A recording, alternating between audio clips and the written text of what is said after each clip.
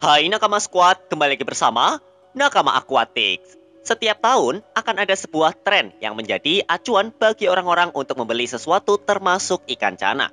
Tren gak cuma terjadi di bidang fashion, kuliner, dan teknologi. Di dunia ikan hias, tren juga menjadi salah satu pemicu gairah para pecinta ikan untuk membeli ikan yang sudah jadi incerannya. Tren juga memengaruhi orang lain yang mungkin awam dalam dunia ikan. Jadi pengen ikutan pelihara juga.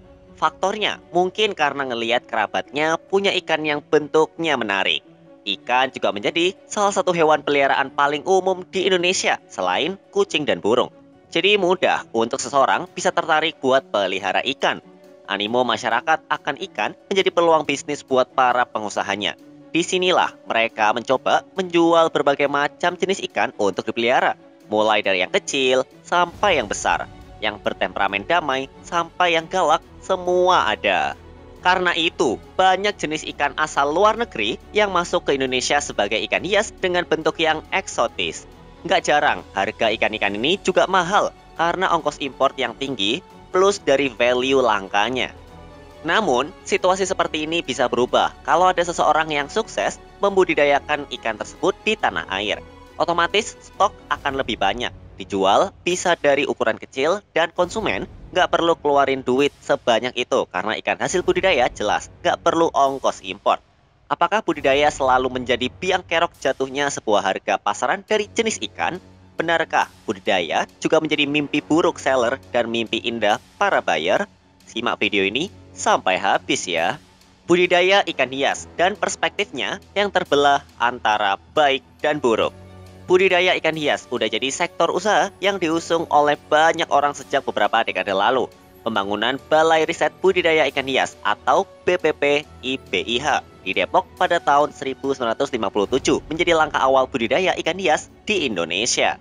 Balai Riset Budidaya Ikan Hias banyak membuat riset-riset yang sangat berguna untuk keberlangsungan budidaya ikan hias. Apalagi zaman dulu internet belum ada dan masih sedikit edukasi yang bisa diterima oleh para pembudidaya.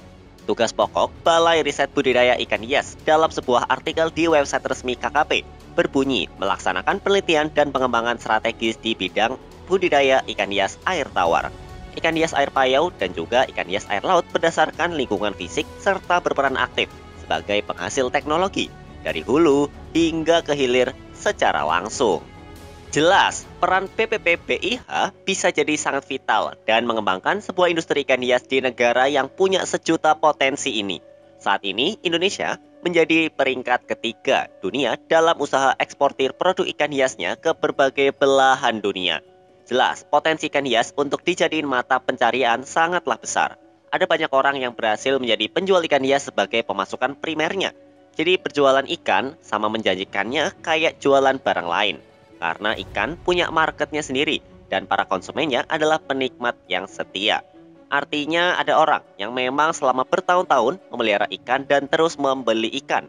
Karena ikan menjadi komoditas hobi yang lumayan impresif. Jadi pemanfaatan peluang dalam industri ini emang bisa jadi opsi buat kamu yang mau berwirausaha.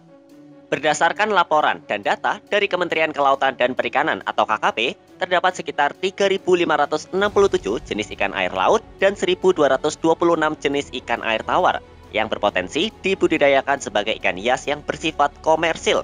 128 jenis ikan dalam daftar diantaranya tergolong sebagai ikan endemik atau ikan yang bisa ditemukan di negeri ini.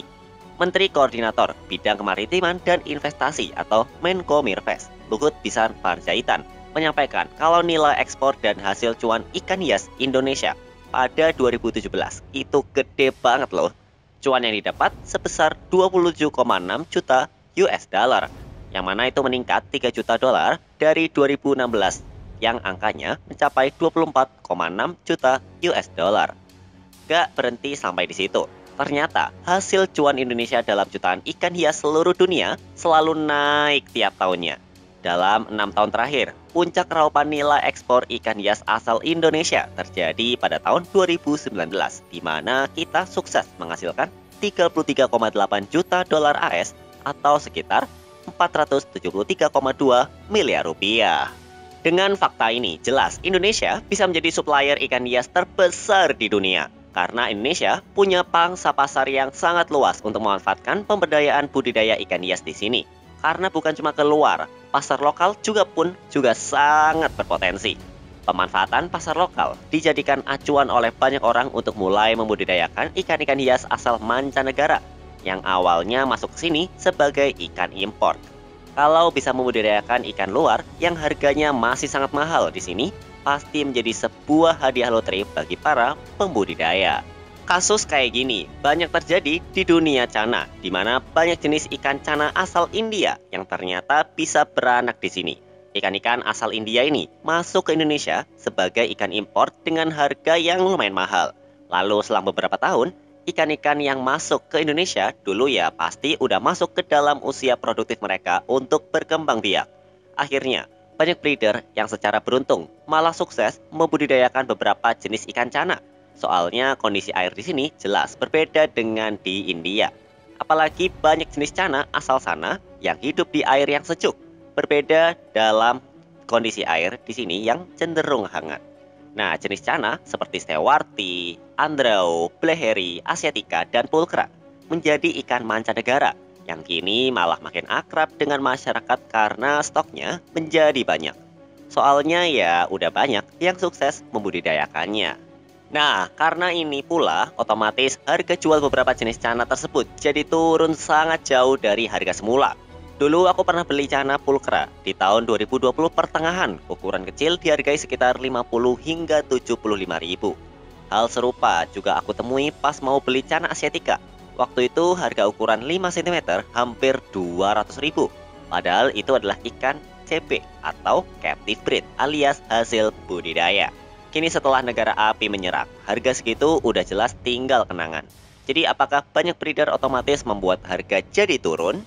Jelas nggak selalu, tapi umumnya begitu. Cana sama seperti cupang yang menjadi sebuah tren.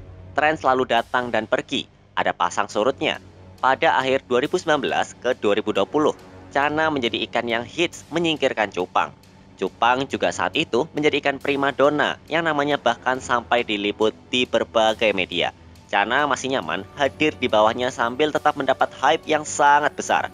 Pada saat itu, cana masih jadi ikan eksklusif yang belinya aja rada sulit. Jumlah seller di setiap daerah masih hitung dengan jari, tapi animo masyarakat sangat besar. Itu membuat banyak orang yang pada saat pandemi bingung mau ngapain. Jadi tertarik untuk usaha menjual cana. Pada 2020, cana akhirnya menggeliat menjadi ikan yang ngetren, menggeser nama cupang. Masyarakat dibawa untuk mengetahui banyak jenis cana yang ternyata lebih dari satu. Setelah selama ini, kamu dan hampir semua orang awam mengenal cana sebagai ikan gabus yang lekat dengan image ikan konsumsi. Pengetahuan baru kalau ikan cana bentuknya beragam dan warnanya eksotis membuat banyak orang pengen buat pelihara ikan ini. Ditambah cara memeliharanya juga sangat mudah. Cana bukanlah ikan yang butuh mesin filter powerhead. Dengan biofoam dan aerator aja, ikan ini udah bisa kamu pelihara. Banyaknya animo masyarakat membuat banyak juga orang yang jadi menjual cana. Otomatis permintaan pasar menjadi sangat tinggi, yang membuat para breeder saling berlomba untuk menghasilkan banyak burayak buat dijual. Karena tentu hype-nya sedang tinggi-tingginya. Sampai akhir 2020, penjual ikan cupang hasil CB atau captive breed dengan ukuran baby masih lumayan tinggi. Nah, pulkra masih dijual di atas 50.000 dan asiatica juga sama. Andrao cenderung lebih mahal dan stewarti harganya masih sama dengan harga importnya, sekitar 300 hingga 500.000 per ekornya. Walau statusnya menjadi ikan CP dan berukuran kecil, stewarti hasil ternak lokal punya harga yang sama tinggi dengan hasil importnya. Karena ikan ternakan lokal jelas punya tingkat adaptasi yang lebih tinggi ketimbang ikan impor. Walau berukuran kecil, tapi value ini jelas menjadi daya tarik bagi keepers yang mau pelihara. Ya, ikan ini emang bagus adaptasinya, dan itu menjadi nilai plus. Karena cana import emang agak rewel. Semakin kecil, resiko keepers bakal kehilangan uang. Karena ikannya pasti daya tahan tubuhnya jadi lebih kuat. Seiring berjalannya waktu, stok ikan dari breeder tetap banyak, namun hype dari ikan cana sedikit turun. Karena tren apapun yang terjadi pasti ada puncaknya atau klimaksnya. Disinilah penurunan harga mungkin bisa terjadi. Karena barang dari breeder stok banyak dan butuh dijual, sedangkan animo masyarakat lagi agak turun sedikit. Akhirnya, banyak jenis ikan cana yang harganya semakin turun, walau pesonanya masih tetap indah. Fenomena ini adalah prinsip ekonomi yang wajar terjadi dalam setiap komoditas yang dijual secara komersil di pasaran. Ketika tren menurun, otomatis harganya juga akan menurun. Hal kayak gini emang menjadi feeling yang nggak enak juga sih buat para seller yang tadinya bisa mendapat untung lumayan. Namun saat ini mereka harus ikuti pasar. Tapi yang namanya dagang pasti akan ada pasang surutnya. Apalagi namanya naik turun udah menjadi hal yang biasa dalam seni berdagang. Di sisi lain, fenomena ini menjadi angin segar buat mereka yang baru mau mulai atau malah baru mulai mengenal ikan cana. Kamu yang baru tertarik buat pelihara cana, sekarang nggak perlu menghabiskan kocek yang cukup dalam untuk mendapatkan dan belajar dalam pelihara ikan. Dengan budget yang lebih murah, pasti hasrat untuk menambah koleksi bakalan lebih besar. Kalau para breeder bisa konsisten menghasilkan cana dengan kualitas bagus, maka harga jual pasti akan kembali naik. Karena orang awam akan melihat cana sebagai ikan baru yang pesonanya cukup rupawan. Inilah yang bisa mereorganisasi pasar cana kembali ke arah yang potensial. Cupang juga pernah berada di titik nadir karena image-nya sebagai ikan murah yang dibeli oleh anak SD yang duit jajannya pas-pasan. Tapi di 2020, cupang berhasil menaikkan value-nya hingga menjadi ikan yang mahal. Karena banyak ikan cupang berkualitas dewa yang menjadi daya tarik pada saat itu. Solidnya hubungan para breeder untuk nggak saling perang harga juga menjadi salah satu kunci kestabilan harga sebuah jenis ikan di pasaran. Pasar cupang dan cana memang terkenal sebagai market ikan yang sellernya sering perang harga. Tapi balik lagi, aku dan kamu jelas nggak punya hak apa-apa untuk melarang itu. Karena balik lagi, hal kayak gini emang lumrah terjadi di dunia perdagangan. Nggak cuma ikan, tapi biasanya juga di semua industri. Semua yang berkecimpung di dunia ikan sebagai penjual murni mencari rezeki dengan cara yang halal. Jadi seller lain juga harus mencari cara agar bisa tetap survive dalam industri yang ketat. Tapi nggak semua ikan hasil budidaya bisa jatuh harganya ya. Karena ikan koi dan arwana menjadi salah satu dari dua ikan yang masih tinggi harganya. Dan walau berstatus sebagai ikan budidaya, ikan yang tetap bertahan harganya sejak dulu. Sejak beberapa dekade lalu, ikan koi dan arwana udah jadi dua jenis ikan hias yang paling digemari di Indonesia. Arwana dan koi udah bukan jadi tren lagi dalam dunia ikan hias. Mereka udah menjadi kultur. Kultur dalam Kamus Besar Bahasa Indonesia artinya merupakan pandangan hidup yang diakui bersama oleh suatu kelompok masyarakat yang mencakup cara berpikir, perilaku, sikap, nilai yang tercermin baik dalam wujud fisik maupun abstrak. Jadi kultur adalah sebuah kebiasaan yang sudah ternormalisasi dan menjadi hal yang sangat lumrah. Kultur nggak perlu ngikutin tren, karena keberlangsungannya sudah menjadi sesuatu yang normal dalam masyarakat. Seperti halnya melihara koi dan arwana, hal tersebut sudah menjadi fenomena normal di masyarakat. Di Jogja, ada sebuah perkumpulan yang dibentuk oleh para pembudidaya menjadi sentra-sentra. Salah satunya bernama Pasar Koi Jogja. Pasar Koi Jogja mengusung konsep sentra koi yang mereka garap basisnya kemitraan secara swasembada. Dengan konsep yang jelas ini, para breeder menerapkan sebuah standar khusus dalam menjual ikannya. Ikan semua diukur kualitas demi kualitasnya dan dijual dalam harga pasaran yang telah disepakati bersama. Upaya ini dilakukan untuk menghindari para pedagang akan perang harga. Kalau ada sebuah standar yang udah disepakati oleh para anggota secara musyawarah berikut dengan harga jualnya, pasti harga jual nggak akan naik turun dan cenderung stabil, karena pedagang udah sepakat menjual barangnya secara rata. Konsep ini juga dipakai oleh para pedagang nasi goreng di setiap daerah. Kalau kamu perhatiin, harga nasi goreng adalah harga makanan yang paling rata. Artinya semua pedagang di suatu wilayah pasti punya harga jual yang sama. Mereka menarik pembeli dengan kualitas dan rasa masakannya. Yang laku adalah pedagang yang punya kualitas produk yang baik serta pelayanan yang bagus. Walau nggak perang harga, namun semua tukang nasi goreng pasti punya langganannya. Sedangkan arwana sedikit agak berbeda karena jelas jumlah tempat budidaya ikan ini lebih sedikit dari koi. Ditambah beberapa arwana kayak jenis super red merupakan ikan yang cukup langka. Jadi walau sebanyak apapun, wajar juga dikasih harga mahal. Walau mahal, daya beli masyarakat untuk arwana nggak kunjung turun.